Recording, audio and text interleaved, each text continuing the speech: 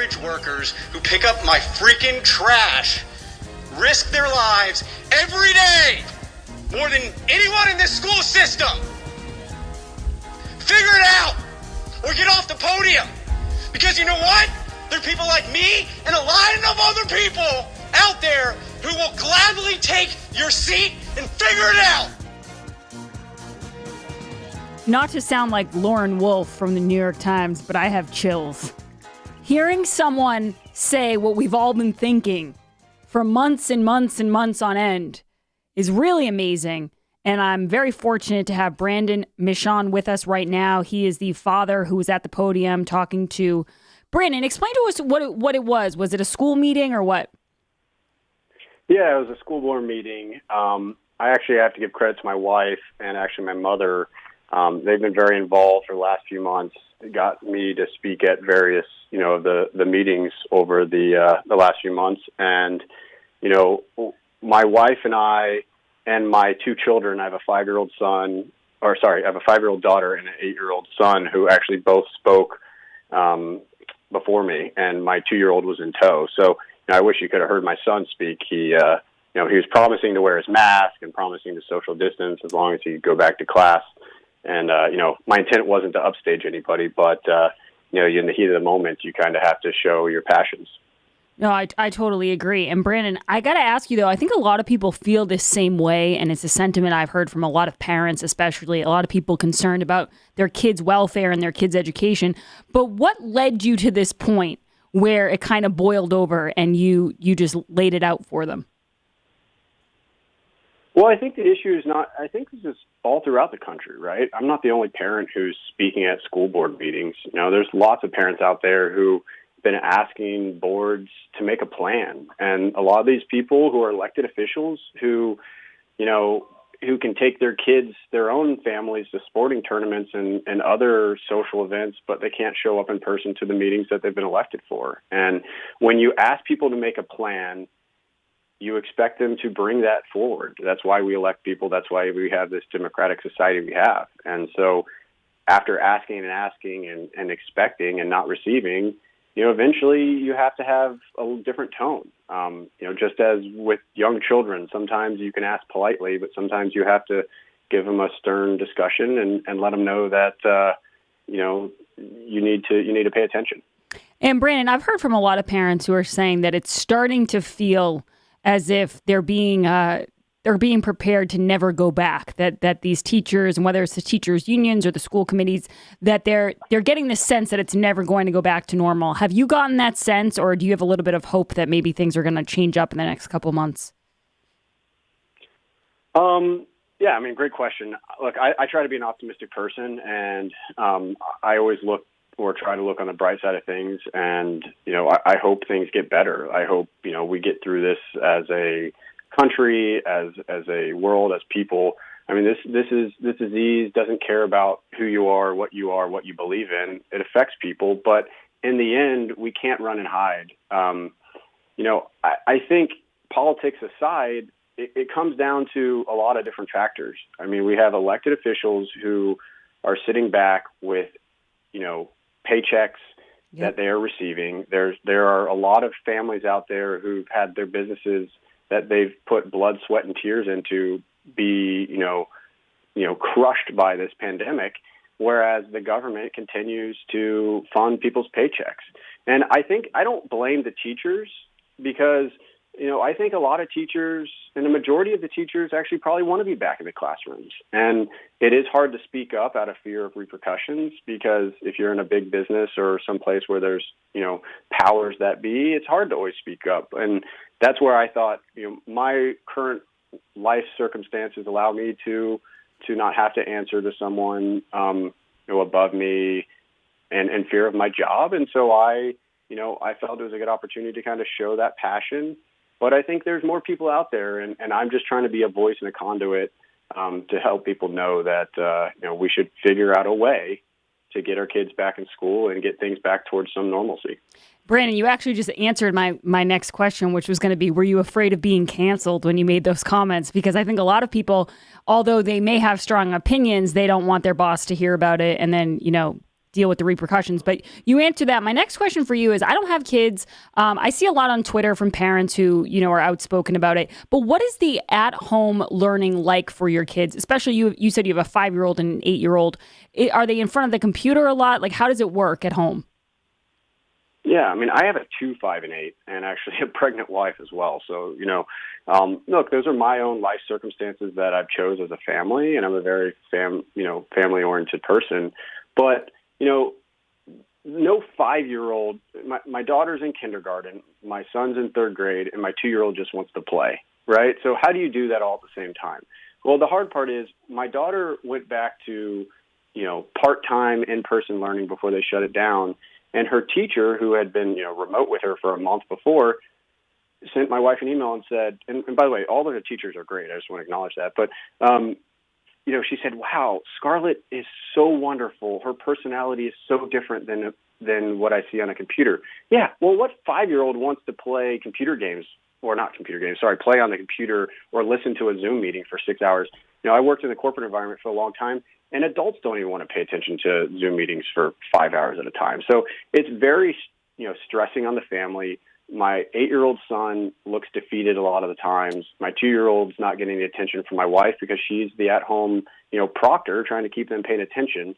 And, the teachers are in very similar situations. They have children too, and they're having to, juggle lots of different things. But, the solution isn't to just continue to have our kids be robots behind a screen. It's, I truly said, and I said it in my speech yesterday, the statistics don't lie, that the youth of this, country are not impacted in the same way as other people.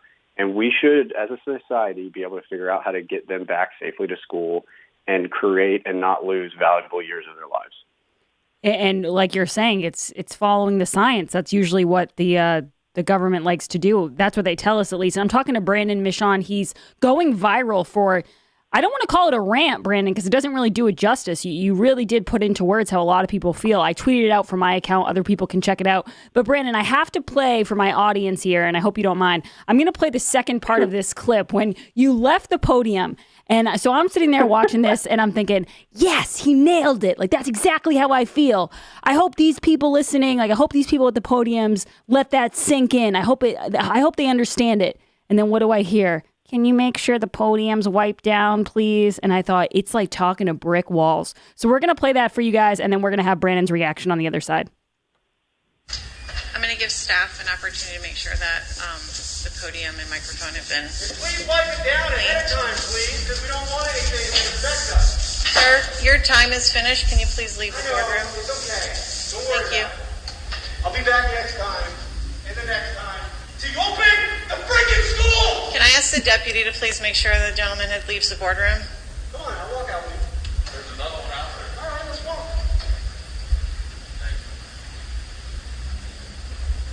So their takeaway, Brandon, from your speech was that they had to wipe down the podium. Yeah, well, it's kind of funny because, the moderator, they start a clock. There's, trying to talk in 60 seconds. It's hard, right? You're trying to say everything you want really quickly, and it's easy to get flustered.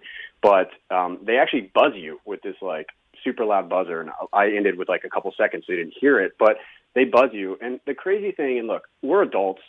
I'd say most adults have some type of thick skin, and you can, let things shrug off your shoulders. But when you have children up there, I mean, again, my daughter, who's 5, spoke. She didn't say a lot, but she spoke. And my 8-year-old spoke. And, no one, and I've been to numerous of these, not a single board member has said, thank you. Just say thank you to the children. You know how frightening it is? Well, there's grown men and women who can't even talk in a group of 5 people out loud without fear. And you have children who are trying to do it, and our school board who's trying to promote education and, growth in society can't even say thank you. So that's what kind of pushed me over the edge at the end, because I'm walking out and their first thought was, clean the table, right? Well, they're not cleaning it every time. Now, a little bit of full disclosure, my 2-year-old, I think, might have coughed or something, right before I spoke. So maybe that's that. But, there wasn't it was quickly push this to the side and feel like you have to, speak up a little more. And, the decorum rules are you can't speak after a lot of time, so they had to escort me out. But with officers, obviously there was nothing, no ill intent, but they're quick to scurry you away versus try to find a solution. And I have to say, I thought the most powerful part of your speech, I'm talking to Brandon Michon, and you guys can check out the rant he had. It's going to be on my Twitter. I keep retweeting it because I want everyone to see it. But I thought the most powerful part was when you talked about the trash men who come every day, because there does seem to be this real disparity about who's essential, who's non-essential, who can, risk their lives and who can't. And there's been people working at Dunkin' Donuts and people who have been going about their daily life. My cousin's a nurse, and she said, we have 60-year-old women who are nurses changing beds every single day. And that's the job they chose, and that's the job they're doing. So I like the fact that you brought up that some people are doing their jobs every day, and then some people aren't. And the only ones who are really suffering because of that refusal are the children. Exactly. And look, trying to stay a little bit out of the politics of it, but the person who works at the local convenience store, they might have children as well. And, they don't have the optionality to work remotely to check you out from getting your soft drink or donut or, hot dog, right? The people who go work at fast food restaurants and all these other service industries, they don't have the optionality to sit at home. And, the thing that frustrates my family is the school board says, hey, we need the vaccine for our teachers. Well, look, unless there's a line around the corner with people saying, give me the vaccine, I want to be back in schools, then give it to the people who are risking their lives every day. I sit and look out my window, and the Amazon delivery guys are flying up and down the street. Those guys are higher risk, just like the trashmen. The trashmen, they have a tough job, right? And no one's saying, hey, are those guys staying healthy? So it's easy for, the government to say the private sector, figure it out. We'll just sit back and watch. But, look, there's a lot of industries that are not being acknowledged for the risk they're taking as well. And not everyone's, I don't know. I said not everyone's fallen dead from this. So I think we can find solutions and do them smartly. But I think we have to acknowledge that, again, think about our children and find solutions if all these other industries can figure out a way to continue to operate. And Brandon, I know you don't want to get too much into the politics, but I do have to say, and I think it's important, Joe Biden was asked a question the other day about, what schools need to go back. And he started listing off all these different things, ventilators and testing. And it seems like the goalposts are moving further and further out. So do you have any comments on that? I mean, it seems like now they're setting up this unrealistic standard of what they need for kids to go back to school.